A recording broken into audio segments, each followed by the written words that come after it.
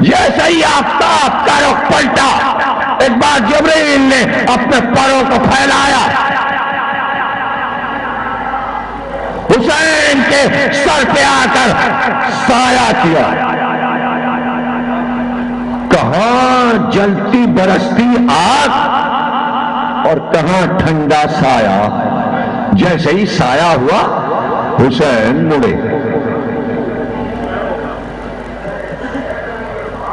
جبریل کیسے آ گئے اوپر؟ کہ گود میں پالا ہے، جھولا جھولایا ہے، مجھ سے نہیں دیکھا جاتا۔ جملے کی قیمت کیا ہے؟ ابراہیم آگ میں پھینکے جا رہے تھے، فضا میں تھے۔ جبریل نے کہا پروردگار جاؤں مدد کروں؟ کہا حسرت ہے دل میں تو جاؤ۔ رسول اللہ نے ایک دن جبریل سے پوچھا، یہ بتاؤ اپنی زندگی میں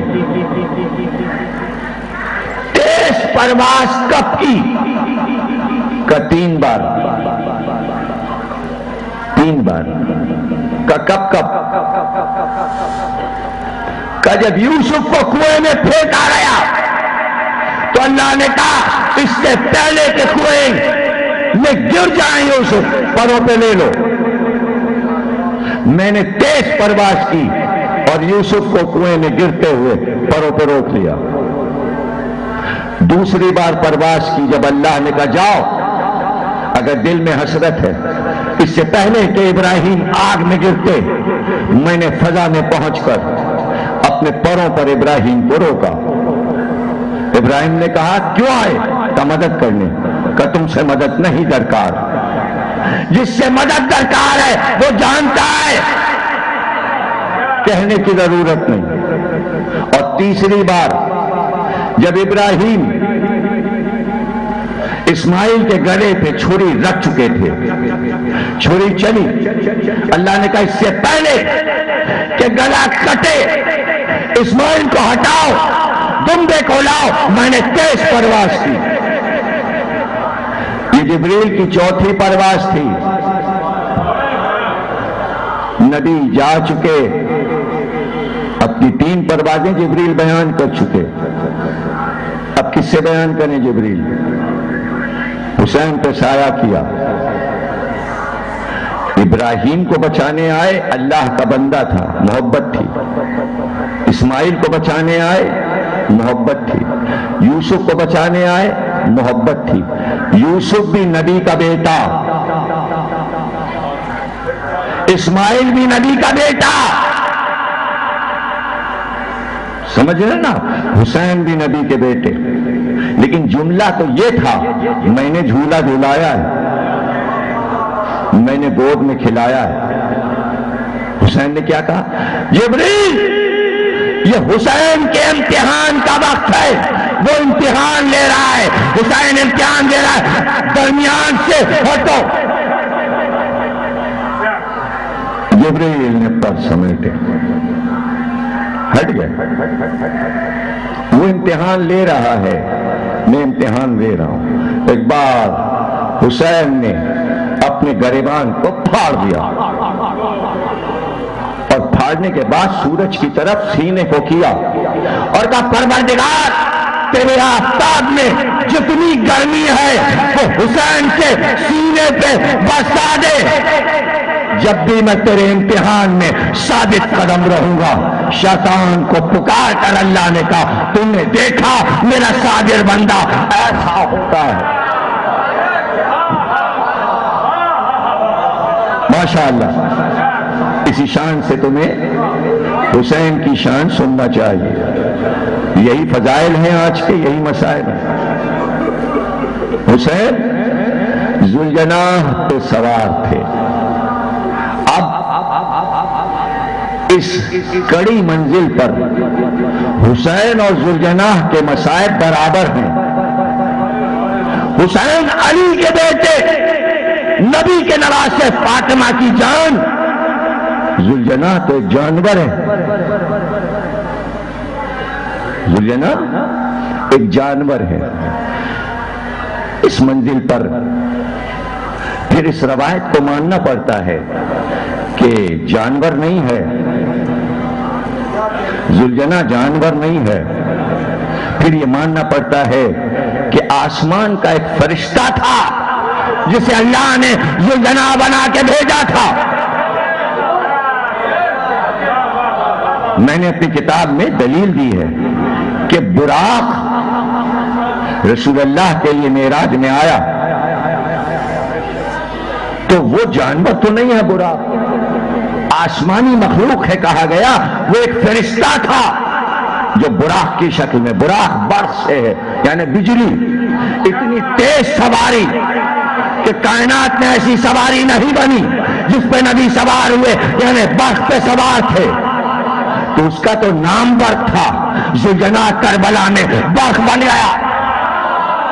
بھائی ٹھیک سے مجلس سنو، ٹھیک سے مجلس سنو، حیرت زدہ ہونے کی ضرورت نہیں ہے، میری ہر مجلس حیرت زدہ کرتی ہے۔ اب تو ہو گئے نا، 9 دن ہو گئے، اور پھر زیادہ سامعین تو وہ ہیں جو مسلسل مجھے سنتے رہتے ہیں، ان کے لیے کوئی حیرت کی بات نہ ہونی چاہیے۔ ذوالجناح برق بن گیا، بجلی بن گیا، بادل بن گیا، ہوا بن گیا، اور ہر مخلوق کو ذوالجناح نے چیلنج کیا۔ ہوا سے کہتا اور نیرنیش نے کہا ہے جب ہوا پیچھے رہ جاتی تو غصہ آتا تھا، پیچھے کیوں رہ گئی، مقابلہ کیوں نہیں۔ میں ذوالجناح پہ تقریر کروں گا آج، وہ تمیز کی بات ختم ہوئی۔ کیا ہے ذوالجناح؟ کیا ہے ذوالجناح؟ وہ ہے ذوالجناح کہ اپنے آپ کو منوا لیا، جہاں حسین کا تابوت ہو، علی اصغر کا جھولا، وہاں ذوالجناح موجود، وہاں ذوالجناح موجود، اور اپنی قوم کو وہ عزت دلائی ہے اس گھوڑے نے کہ کوئی جانور اپنی قوم کو یہ احترام ہے۔ بھائی جملہ سننا، جملہ سننا، اگر ذوالجناح گھوڑے کی قوم کو عزت دے گیا کہ آج گھوڑا عزت سے دیکھا جاتا ہے، تو ذوالجناح کا امام اور اس کی قوم عزت دار، یہ حسین کی قوم ہے۔ اگر حسین کا جانور آج تک زندہ ہے تو حسین کے ماتمدار کیوں نہ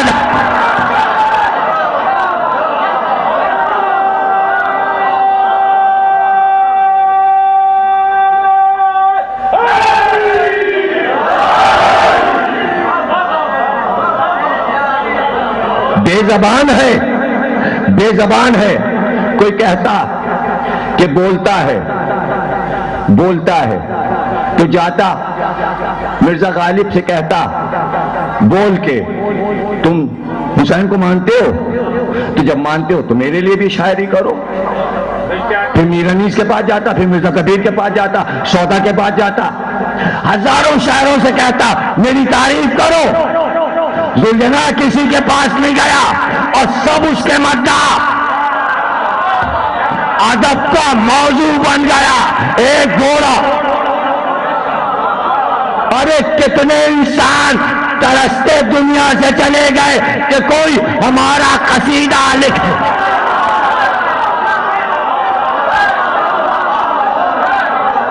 ہمارا قصیدہ لکھے۔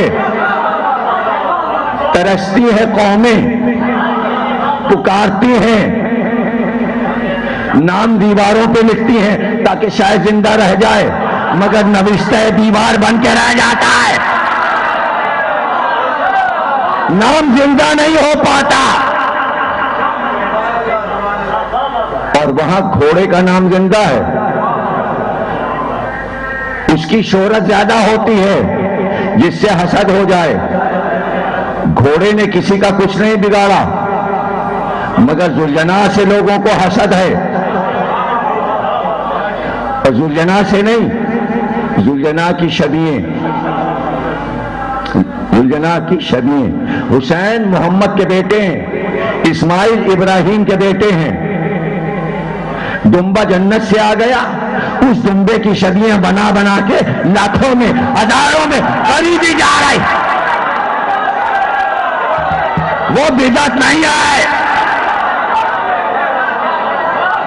ابراہیم سے بڑی رشتہ داری ہے مسلمانوں کی، 5000 برس پرانا نبی، اور اس کے گھر کا ایک دمبا، اس کی شبیہیں بنا لو۔ محمد کا بیٹا، اس کا جانور، گھوڑا۔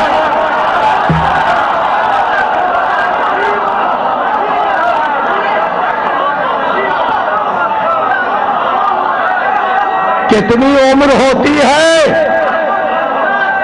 کتنی عمر ہوتی ہے؟ 2 دن 3 دن 4 دن کے لیے خریدا، گلے میں گھنٹیاں بھی ہیں، پھول بھی ہیں، پیروں میں مہندی بھی لگ رہی ہے، سروں پہ ٹیکے بھی لگ رہے ہیں، پیروں میں گھنگرو بھی باندھے جا رہے ہیں، دوڑایا جا رہا ہے، پیچھے پیچھے جلوس بھی جا رہا ہے۔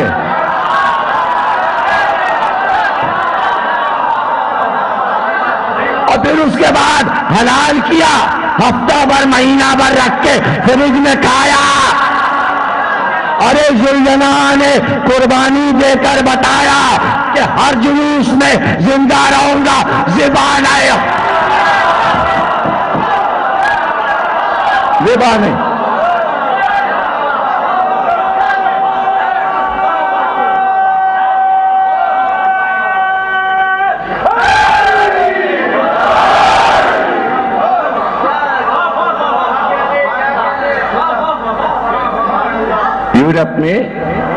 یورپ کے ملکوں میں آپ گھر پہ نہیں رکھ سکتے گھوڑا، فارم بنے ہوئے، فارم الگ، بڑے بڑے میلوں تک کے فارم، وہاں کمرہ کرائے پہ لے لیجئے،